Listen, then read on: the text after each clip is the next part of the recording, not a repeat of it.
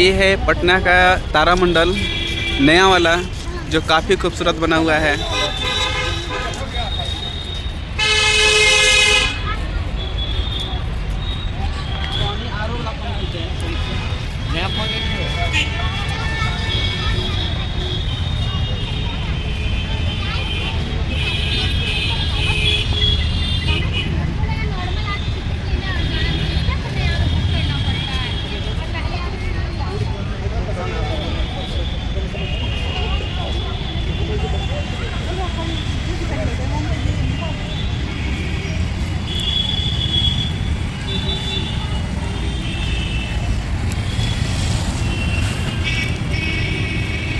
पटना के तारामंडल में आज मैं पहली बार घूमने आया हूँ और देखना है कि यहाँ पर क्या क्या है। यहाँ पर काफ़ी लोग आए हुए हैं। मेरे साथ यहाँ पर सत्यम भी आया हुआ है। ये है सत्यम।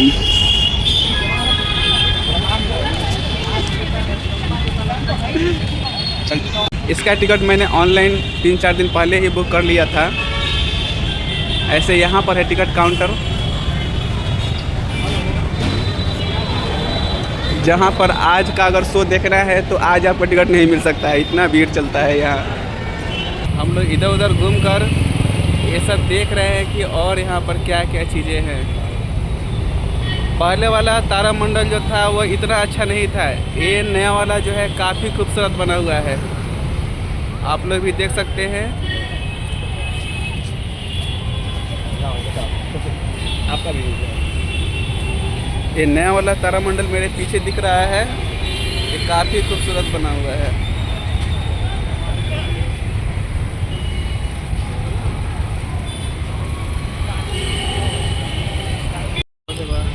ये पटना का तारामंडल वाकई बहुत ही खूबसूरत है। बाहर से तो देखने में इतना अच्छा और आकर्षक दिख रहा है। अब अंदर चल कर के देखना है कि अंदर से कितना खूबसूरत है। अब लाइन भी लगना शुरू हो चुका है, मैं भी अब लाइन में हूँ। यहाँ पर बहुत ही अच्छे तरीके से चेकिंग चल रहा है।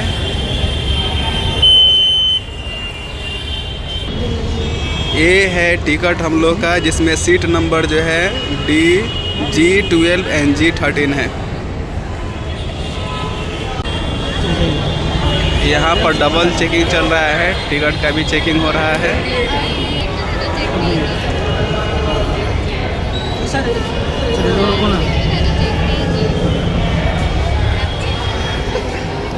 अब हमें एंट्री मिल चुका है। अब हम लोग जा रहे हैं अंदर की तरफ। शायद हमें इस तरफ से जाना है। ये अंदर का पूरा नज़ारा है। यहाँ से सीढ़ियों से हमें ऊपर जाना है।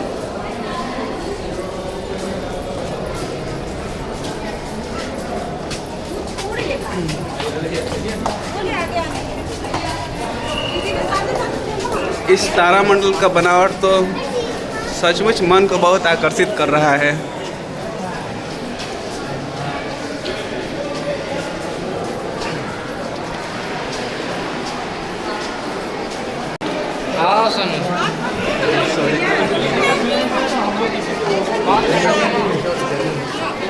एक लाइन टिकट निकाल लीजिएगा अपना अपना। हमें चश्मा मिल चुका है, ये 3D ग्लास है। ये है पटना का तारामंडल अंदर से। यहाँ पर सीट लगे हुए हैं।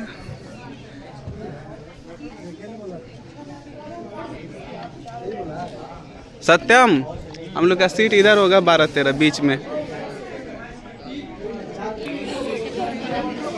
ये सीट है हम लोग का 12 और 13। सत्यम अपना सीट ले चुके हैं। ये है तारामंडल का अंदर का नज़ारा।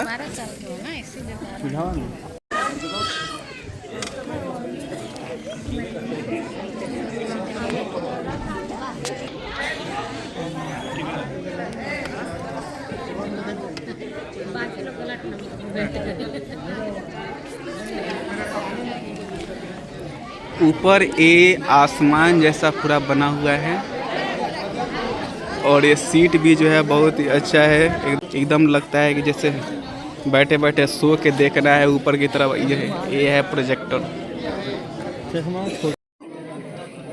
यहाँ पर लिखा हुआ है कि अगर इस 3D चश्मे को क्षति पहुँचता है तो 4000 रुपये जुर्माना लगेगा। ये चश्मा इतना एडवांस है। पहुंचा के देखते हैं, लगता है ये तारामंडल भी काफ़ी एडवांस बना हुआ है पहले से। आइए आइए आगे आइए, तैयार हो जाइए, आइए और ब्रह्मांड के रहस्यों को अपनी आंखों के सामने देखिए। देवियों और सज्जनों, ध्यान से सुनिए और बताइए, क्या कभी सोचा है कि आप किस चीज से बने? क्या आपने कभी सोचा है कि सब कुछ कहां से आया? हाँ जरूर, मैंने सोचा था। क्या? सावधानी से बैठे, कमर कसते।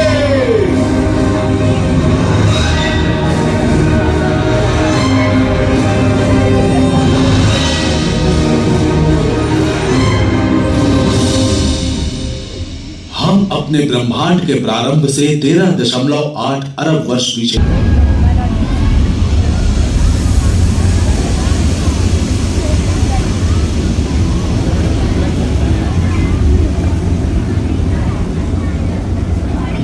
एक सेकंड निर्माण खंड बन रहे हैं, इलेक्ट्रॉन, न्यूट्रॉन और प्रोटॉन।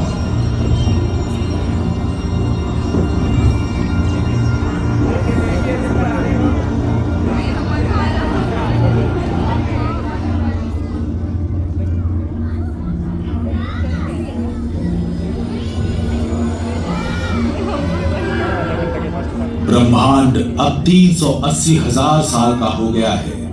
इलेक्ट्रॉन कहे जाने वाले कण धीमे हो गए हैं और प्रोटॉन की ओर आकर्षित होने लगे हैं। प्रत्येक इलेक्ट्रॉन में ऋणात्मक आवेश होता है और हर प्रोटॉन में एक जैसा धनात्मक आवेश होता है।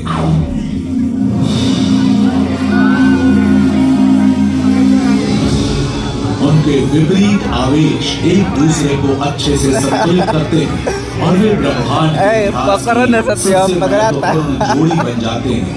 पहला परमाणु हाइड्रोजन। ये तब पकड़ाते नहीं कि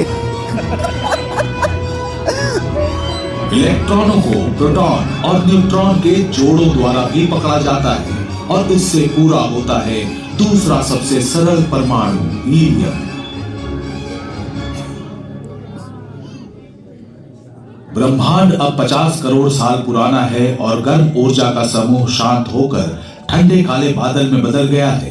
ब्रह्मांड में परमाणुओं, ज्यादातर हाइड्रोजन की एक धुंध भर गई है। कोई आकाश गंगा नहीं, कोई तारा नहीं, ग्रह नहीं, कुछ है तो बस अंतरिक्ष में तैरते परमाणु। और गुरुत्वाकर्षण के अदृश्य अपरिहार्य प्रभावों के कारण हमारी कहानी यहीं समाप्त हो जाएगी। गुरुत्वाकर्षण क्या है? गुरुत्वाकर्षण एक अदृश्य शक्ति है जो द्रव्यमान वाली किसी भी वस्तु को हर दिशा में खींचती है।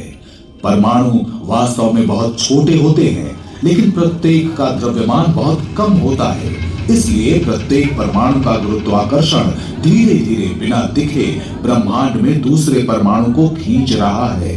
धीरे धीरे लेकिन पक्के तौर पर ये गुरुत्वाकर्षण पूरे ब्रह्मांड में हाइड्रोजन के बादलों को आकार देता है।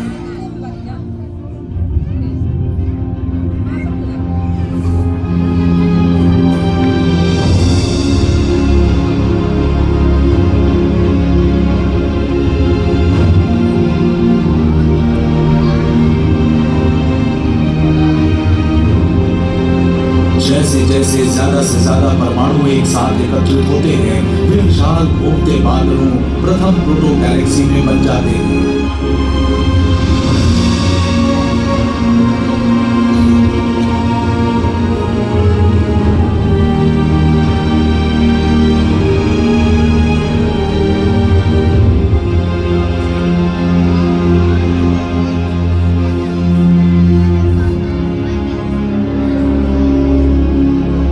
जैसे जैसे आकाश गंगाएं आकार लेती हैं, अंदर गहरे चमकीले धब्बे दिखाई देने लगते हैं। ये नई रोशनी अति विशाल शुरुआती सितारों के जन्म का संकेत है।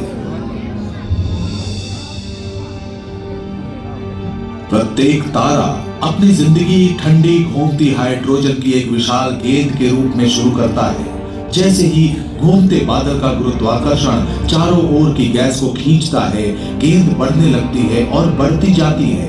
इस वृद्धि के साथ गुरुत्वाकर्षण भी बढ़ता है और उतना ही अधिक अपनी ओर खींचता है। कोर में परमाणु अधिक से अधिक दबते जाते हैं, जिससे उनका तापमान 1 करोड़ डिग्री सेल्सियस तक बढ़ जाता है। गर्मी और दबाव के कारण हाइड्रोजन परमाणु के नाभिक आपस में जुड़ते हैं और ऊर्जा छोड़ते हैं।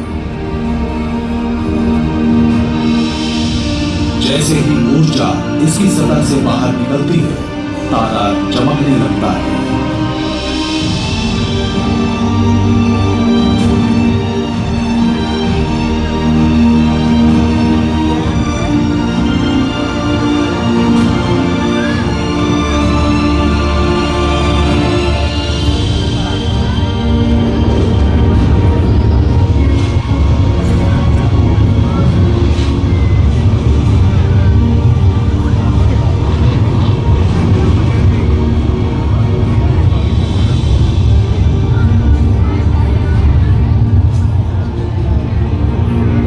प्रारंभिक तारे विशाल थे, सूर्य जैसे आधुनिक तारों से कहीं अधिक विशाल।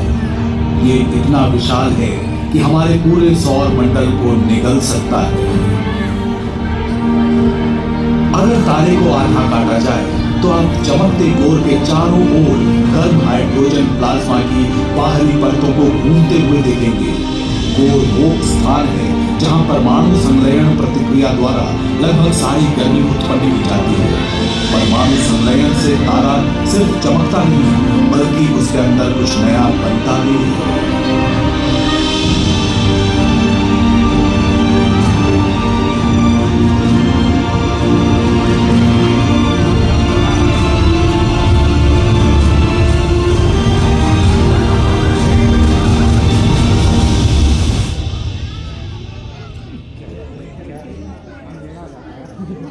देवियों और सज्जनों, आपके मनोरंजन के लिए क्या मैं परमाणु संलयन के चमत्कारों और रहस्यों को दिखाने वाला एक अजीब और गरीब नजारा प्रस्तुत कर सकता हूँ। कल्पना कीजिए हम तारों के बीच में हैं।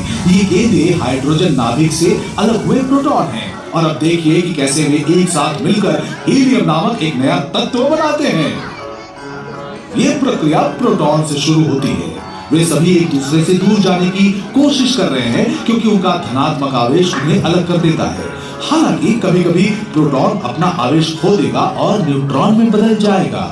न्यूट्रॉन के पास कोई आवेश नहीं होता है, इसलिए गर्मी और दबाव उन्हें निकटतम प्रोटॉन से जुड़ने के लिए मजबूर करता है। वे मिलकर एक नया न्यूक्लियाई बनाते हैं जिसे ड्यूटेरॉन कहा जाता है। ड्यूटेरॉन कोर के चारों ओर घूमता है, लेकिन जल्द ही वो किसी मुक्त प्रोटॉन से टकरा जाता है। फिर न्यूक्लियस में वृद्धि होती है। तब न्यूक्लियस कोर में इधर उधर घूमता रहता है जब तक कि वो दूसरे नाभिक से मिल नहीं जाता और दोनों आपस में पिस नहीं जाते। दो प्रोटॉन उड़कर वापस कोर में चले जाते हैं, लेकिन जो नाभिक अब बचा है उसमें 2 प्रोटॉन और 2 न्यूट्रॉन हैं। इस तत्व यानी एलिमेंट का नाम हीलियम है।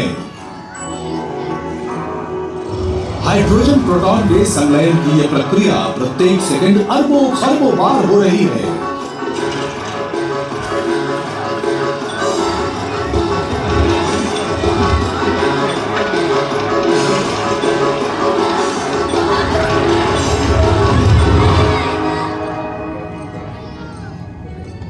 धीरे धीरे हीलियम कोर को भर देता है। आपको लग रहा होगा कि एक बार कोर ने सभी हाइड्रोजन को हीलियम में बदल दिया तो वो काम करना बंद कर देगा, लेकिन तत्वों का बनना तो अभी शुरू हुआ है। हाइड्रोजन के उपयोग के साथ साथ कोर सघन और गर्म होता जाता है और हीलियम नाभिक का दूसरे भारी तत्वों में संलयन हो पाता है और बेरिलियम बनता है। घनत्व और तापमान फिर से बढ़ता है और बेरिलियम हीलियम के साथ संलयन शुरू कर देता है। कार्बन बनता है। कार्बन के संलयन से कोर का तापमान पुनः बढ़ता है। इस दबाव में नए तत्व एक दूसरे के साथ और हाइड्रोजन के साथ संलयन करना शुरू कर देते हैं। आज हम जिन तत्वों को जानते हैं उनमें से कई तत्व तारे के मूल में बनते हैं।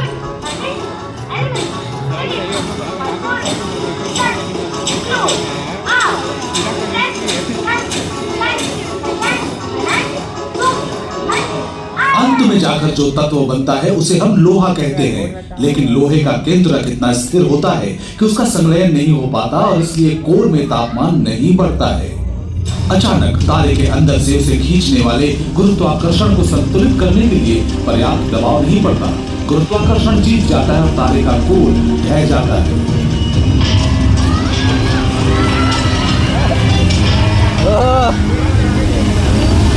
शक्तिशाली गुरुत्वाकर्षण हर परमाणु को इतनी ताकत से पटकता है कि तारा खुद ही बिखर कर एक सुपरनोवा बन जाता है।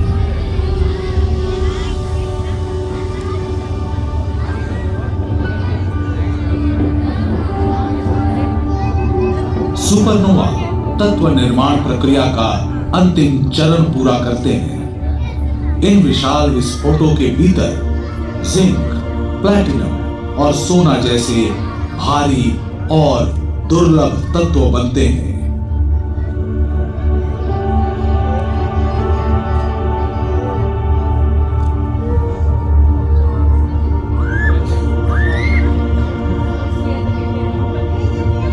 अरबों वर्षों में विस्फोटित तारों का मलबा धीरे धीरे विशाल बादलों में एकत्रित हो जाता है। अभी भी ज्यादातर हाइड्रोजन है, लेकिन अब भारी परमाणुओं के मिश्रण से भर चुका है। इन विशाल बादलों को हम नेबुलाए अथवा निहारिका कहते हैं। ये इतना विशाल है कि इसमें हमारा सौर मंडल लाखों करोड़ों बार समा सकता है। इन स्तंभों के अंदर गहराई में परमाणुओं के साथ कुछ हो रहा है। वे एक दूसरे तक पहुंचना और अणु बनाना शुरू कर रहे हैं। सुनिए, मेरा एक सवाल है। पूछो बेहिचक। अणु क्या होता है? हाँ, अच्छा सवाल है। आइए ध्यान से देखें।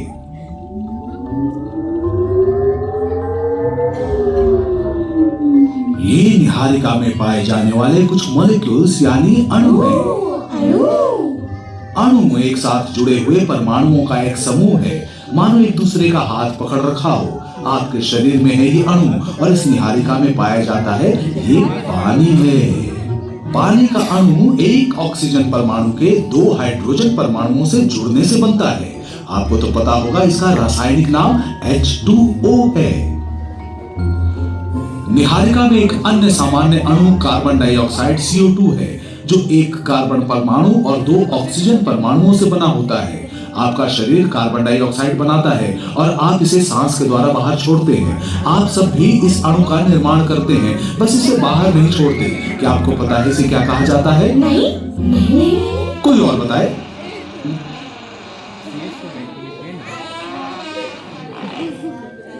खैर, बहुत बहुत धन्यवाद, लेकिन मेरा मतलब था मीथेन। हाँ, आपने तो मीथेन बना ठीक दिया। है, अब सुनो आगे। जहां तक शरीर में परमाणुओं की बात होती है, कार्बन परमाणु सबसे महत्वपूर्ण होते हैं। कार्बन एक साथ 4 अलग अलग परमाणुओं के साथ बंध सकता है, जिससे सच में दिलचस्प अणुओं का निर्माण संभव हो जाता है। ऑक्सीजन, हाइड्रोजन और नाइट्रोजन जैसे परमाणुओं के साथ जुड़कर कार्बन आसानी से कुछ जाने पहचाने अणु बनाता है, जैसे कि चीनी का अणु। ये वसा यानी फैट में उपस्थित है और प्रोटीन अणुओं का एक जरूरी हिस्सा है। दुर्भाग्य से ये अणु काफी नाजुक होते हैं और अंतरिक्ष का विकिरण आसानी से उनके बंधन को तोड़ देता है। इसलिए हमें एक ऐसी बड़ी और सुरक्षित जगह चाहिए जहां ढेर सारे अणु एकत्रित किए जा सके, जैसे कि कोई ग्रह।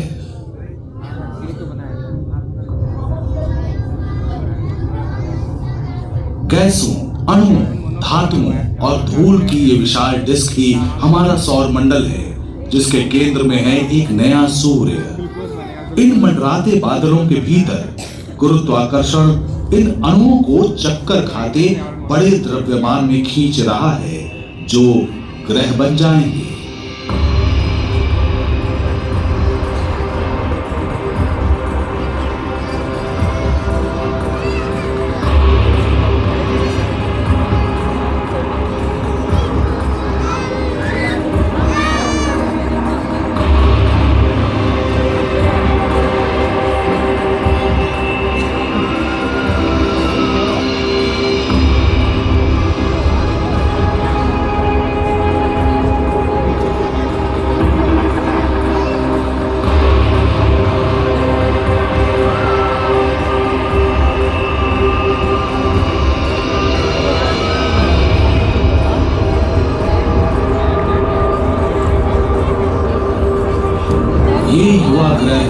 हमारी पृथ्वी जो अब 1 अरब वर्ष पुरानी है, 10 करोड़ सालों से भी ज्यादा समय से बची हुई धूल और जमी हुई गैसों के ब्लॉक इस ग्रह पर लगातार बमबारी कर रहे हैं। प्रत्येक आघात से सतह पिघलती है और वातावरण कार्बन डाइऑक्साइड, मीथेन और अमोनिया के अणुओं से भर जाता है। लेकिन अंततः प्रभाव कम होता है और सतह ठंडी होने लगती है। वायुमंडल में भाप तरल में बदल जाती है और बारिश होने लगती है। वर्षा हजारों वर्षों तक होती है। पूरी धरती में पानी भर जाता है।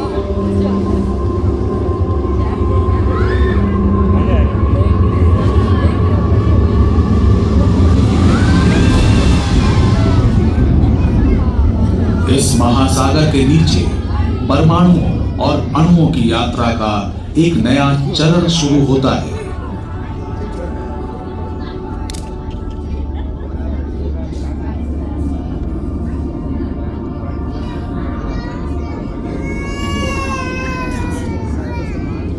पृथ्वी के सतह की पिघली हुई चट्टान से गर्म हुआ पानी इनमें बने छिद्रों के माध्यम से फूटता है और जिसमें अणु घुल जाते हैं।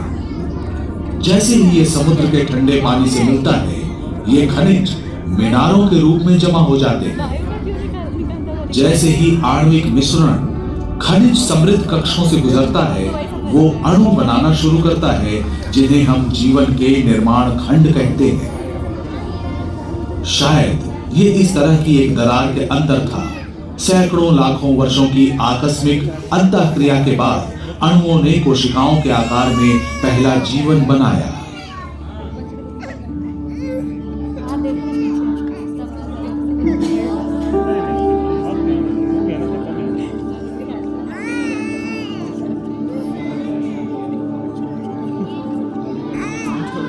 समुद्र के नीचे इन प्रारंभिक कोशिकाओं ने ऊर्जा और विकास के लिए पर्यावरण से अणुओं और परमाणुओं का उपयोग किया।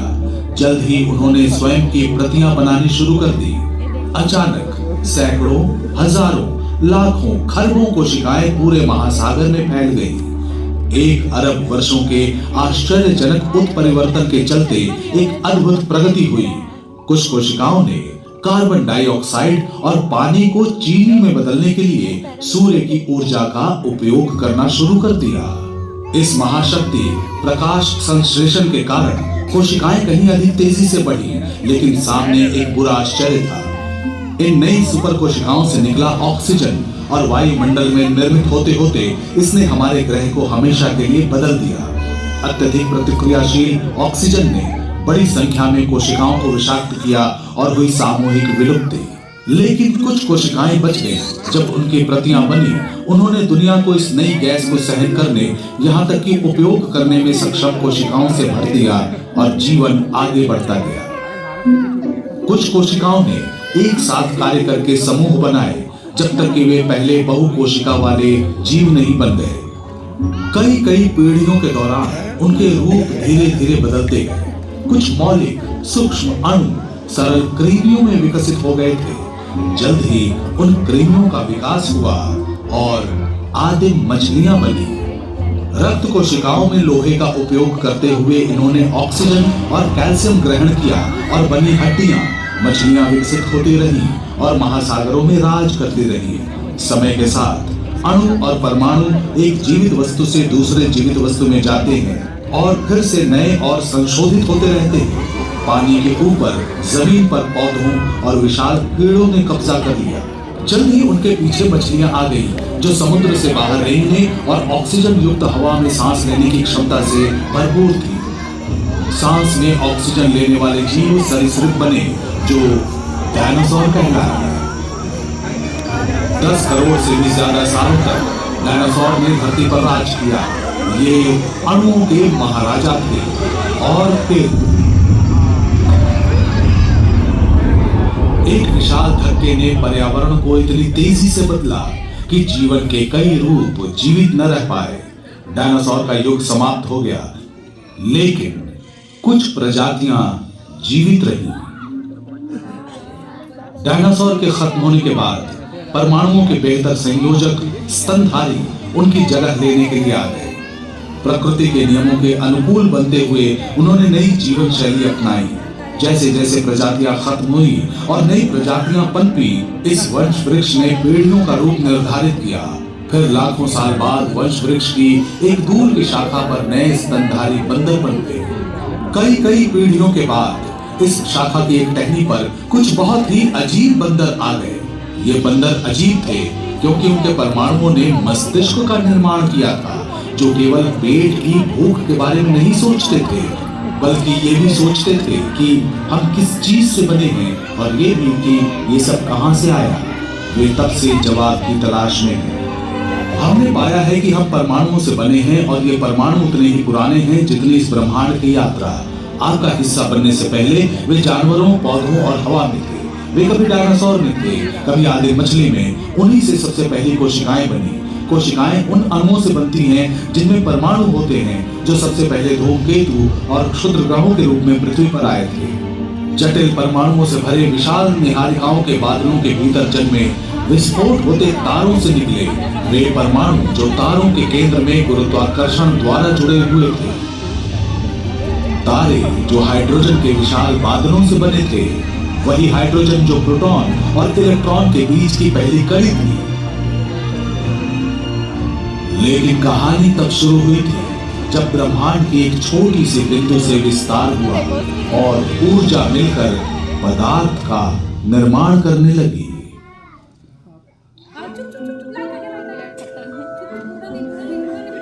तैयार हो जाइए ब्रह्मांड के अद्भुत प्रदर्शनी के लिए।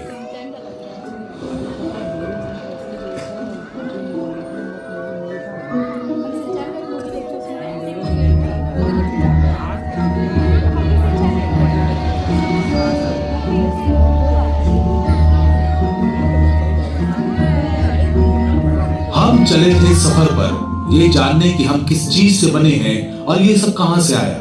हमने देखा है कि कैसे हमारे शरीर के परमाणुओं में ब्रह्मांड का इतिहास छिपा है। हमारे रक्त में लौह कण और हमारी हड्डियों में कैल्शियम से लेकर सांस लेने वाली ऑक्सीजन, यानी सारे के सारे परमाणु दूर के एक प्रकाश बिंदु से आए थे। तो अगली बार जब आप रात के आकाश को देखें तो याद रखें कि आपके परमाणुओं का सफर कहां से शुरू हुआ था। हम सभी सितारों से बने।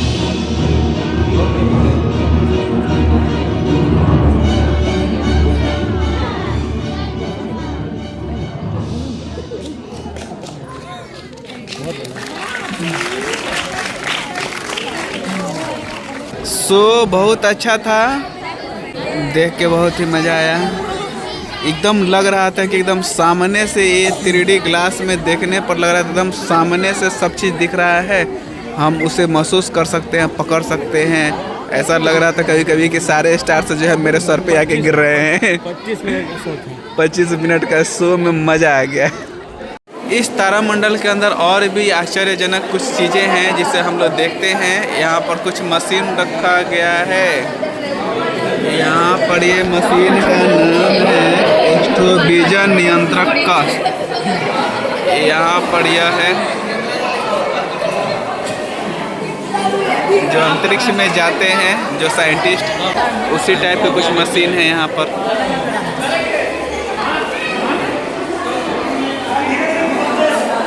अब यहाँ से हम लोग बाहर निकलेंगे। यहाँ पर कुछ और ज़्यादा रोचक जानकारियाँ दिखाई गई हैं।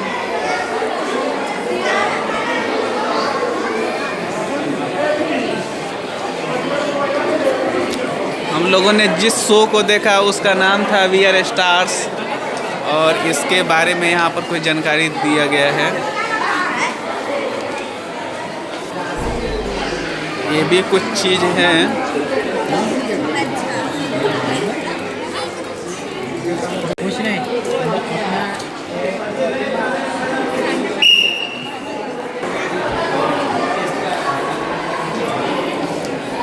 अब हम लोग बाहर जा रहे हैं।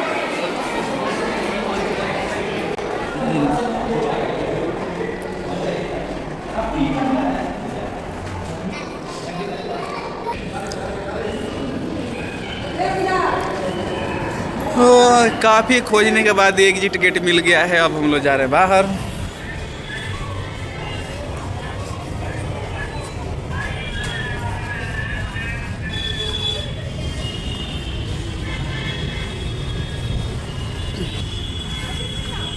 हम लोग आ गए हैं फिर से अपने स्कूटी के पास। ये रहा हम लोग का स्कूटी। मेरा हेलमेट कहाँ है? ये रहा मेरा हेलमेट। अब चलेंगे हम लोग यहाँ से।